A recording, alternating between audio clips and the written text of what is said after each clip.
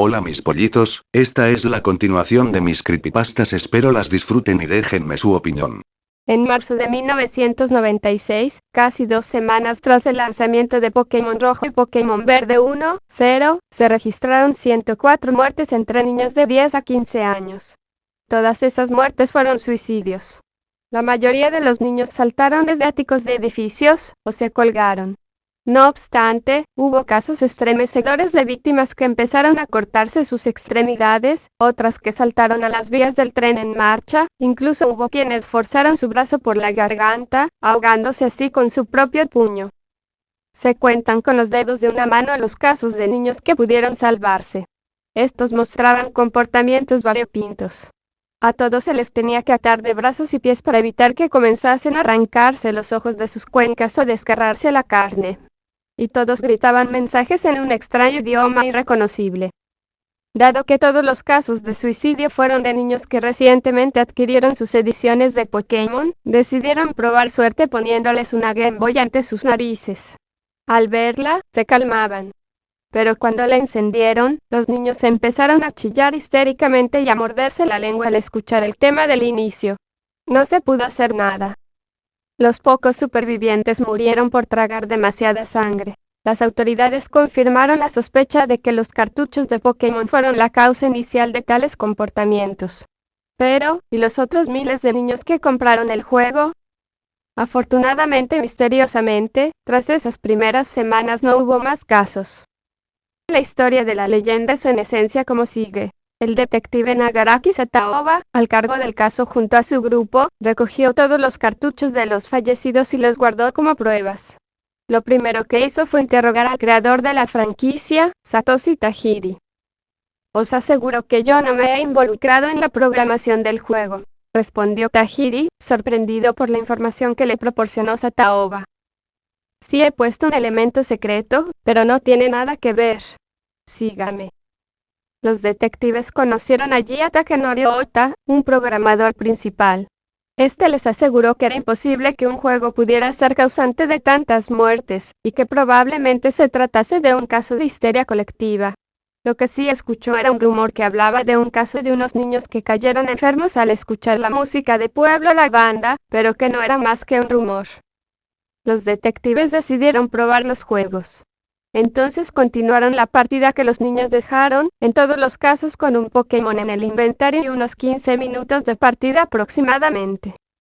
Era imposible que los niños hubiesen escuchado la música de Pueblo La Banda, pues no habían ni siquiera llegado a Pueblo Plateado. No era pues la música, ni el título, ni el inicio de menú. Tenía que ser algo que sucediese al inicio de partida. Investigando el organigrama de Game Freak, descubrieron que uno de los programadores del juego se suicidó poco antes de sacar al mercado el juego Chiro Miura, de 25 años. Al parecer era un hombre cerrado, oscuro, que aportó unos detalles finales al juego. Investigando el caso, descubrieron unos folios en que Chiro escribió estas frases con Taker. Encuentra el origen. Da la vuelta ya. Ven y sígueme. Aquello debía tener relación con el juego, aunque no tuviera sentido. Había dos pistas. Un coprogramador llamado Nisino, al que fueron a interrogar. Pero Nisino llevaba encerrado un mes entero en su casa y no respondió a ninguna pregunta. Solo dijo dejadme en paz. Yo no soy el origen de todo esto, tras lo cual tomó una pistola de su escritorio y se disparó en la sien, salpicando de sangre a los detectives. Posteriormente fueron a buscar al otro programador Suzuki Tamada. Al parecer Chiro le mandó una carta donde salían las frases que él mismo escribió antes de morir, y donde se hablaba de un elemento revolucionario que había introducido en el juego. La conversación comenzó fluida. Buenos días. ¿Nos permite hacerle unas preguntas? ¿Cómo no? ¿Es usted un programador del juego? Efectivamente. Yo di forma a las ideas de Satoshi Tajiri. Eso es todo. Así que se le da bien. Digamos que sí, trabajabais en equipos, ¿no? Sousuke calló un momento. Estáis en lo cierto, dijo vacilante. Usted tenía un compañero, llamado Chiro Miura. El ambiente se puso tenso. ¿Sabía de su comportamiento, entonces? No lo conocía bien, solo nos encontramos unas 4 veces para intercambiar datos. Pero os puedo decir que era un tío cerrado y excéntrico, debía arrastrar algún trauma de la infancia. Estaba siempre buscando la oportunidad para conseguir la gratitud de cualquiera. Creo. ¿Qué?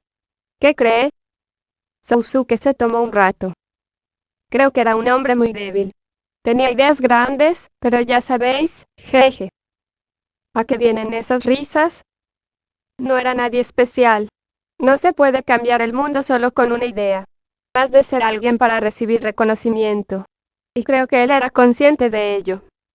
Los detectives callaron, sin saber cómo dirigir la conversación. Al poco, reaccionaron. ¿Qué parte tocó Chiro del juego? Nada digo, nada especial.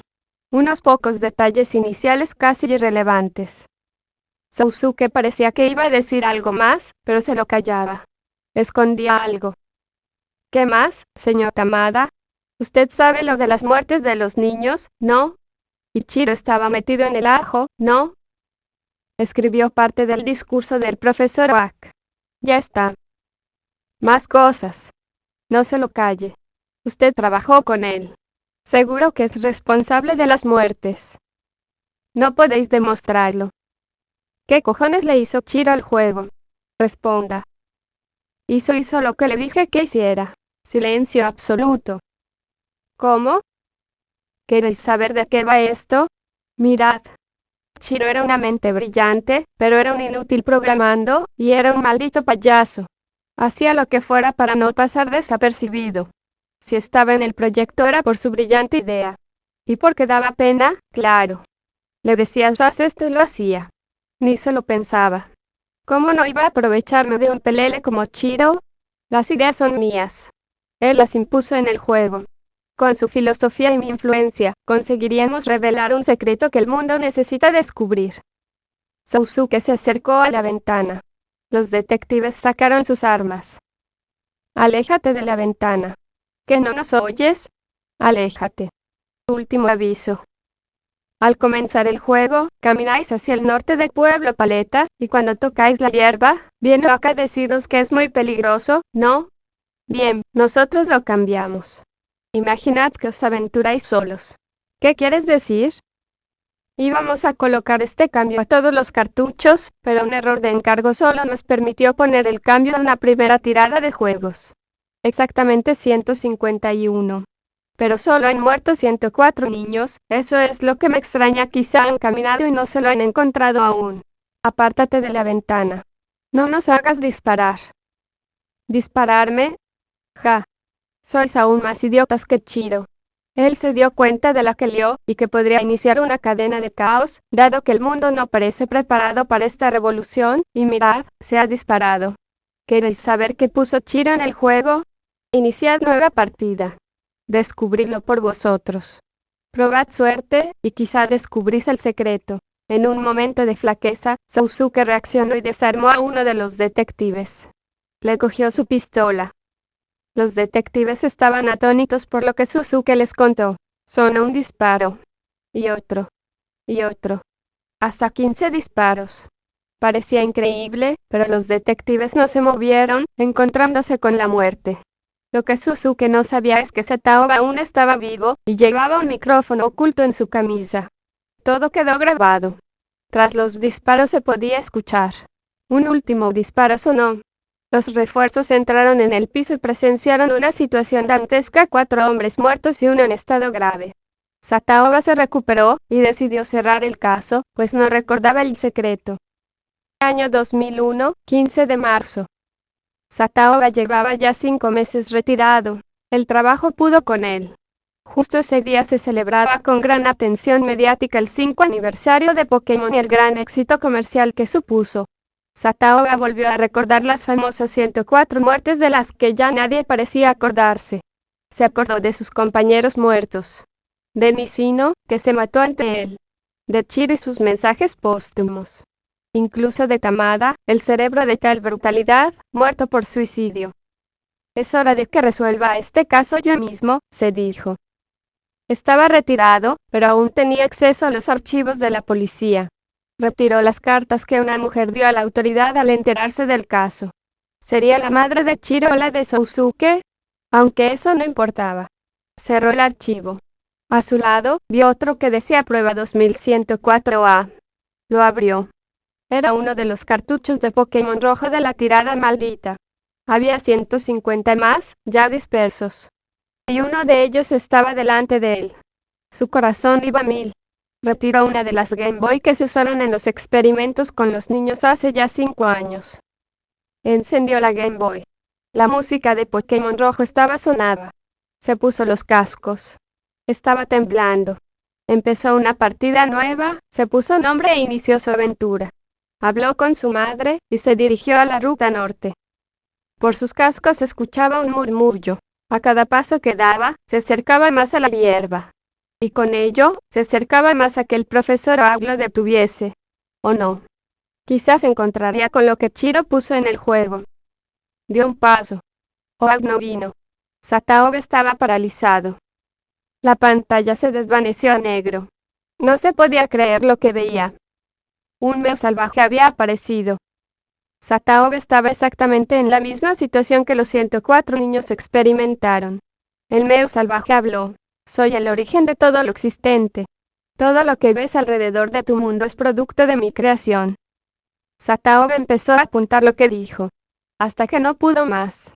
Cogió su vieja pistola y se disparó a través de la boca, directo al cerebro. Al enterarse, las autoridades recogieron el cartucho y la Game Boy. En su libreta volvían a aparecer las famosas frases, las mismas que Chiro escribió. El cuerpo de Sataoba, junto con los 104 cartuchos que retenían, fueron incinerados. Se decidió no cerrar, sino eliminar el caso.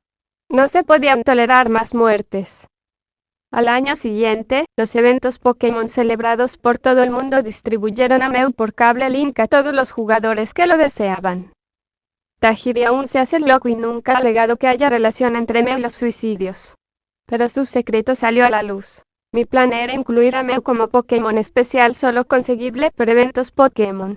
En el guión del juego, Mew debía aparecer al inicio de todo, como un deseo de buena suerte. No era consciente del terrible cambio que Chiro y Suzuki le dieron a la idea, antes que viniera Oak a buscarte, justo como ocurre en el primer episodio del anime, donde Ash ve a Oo. Al final lo dejamos estar. Es una lástima, pero no hay ningún cartucho donde se pueda presenciar esto. Sin embargo, Satoshi Tajiri estaba equivocado, solo se han incinerado 104 los que la policía confiscó de los 151 cartuchos. Eso quiere decir que aún rondan por el mundo 47 unidades de esa edición maldita. Ten cuidado cuando compres tus juegos de Pokémon, podrías morir. Alto, aún falta mi historia.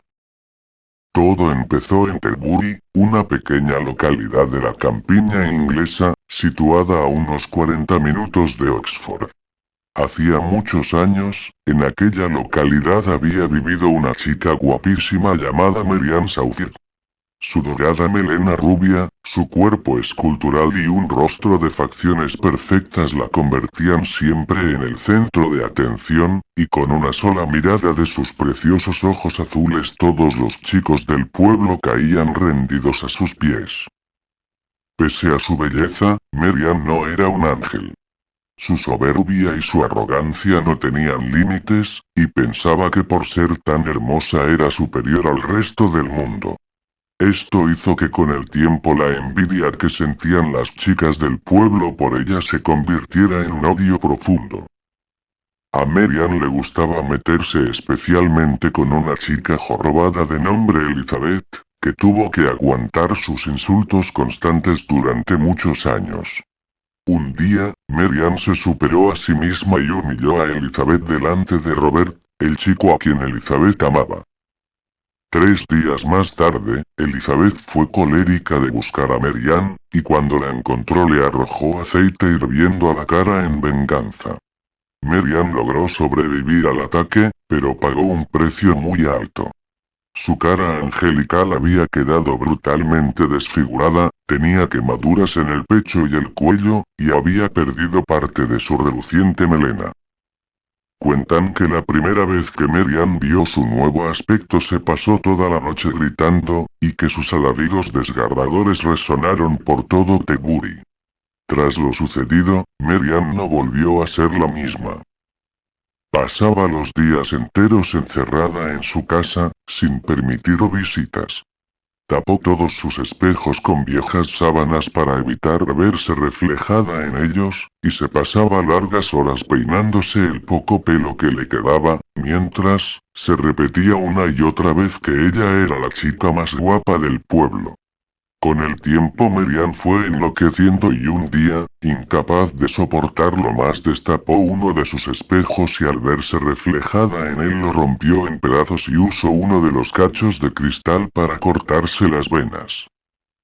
Días más tarde encontraron su cuerpo desangrado encima de los restos del espejo, y la enterraron en el cementerio del pueblo. Nadie acudió al funeral. Transcurridos unos años desde su muerte empezaron a correr extraños rumores por Teguri. Se decía que el espíritu de Marian no había abandonado este mundo, y que aún se podía contactar con ella si se la invocaba. Cuentan que para hacerlo, debes estar solo en tu casa y esperar a que se haga de noche. Entonces tienes que escribir el nombre de Marian en un espejo, y acostarte. A la mañana siguiente ese espejo estará roto, y tu reflejo habrá desaparecido Eso ha sido todo, espero te haya gustado y espero puedas dormir porque yo no podré.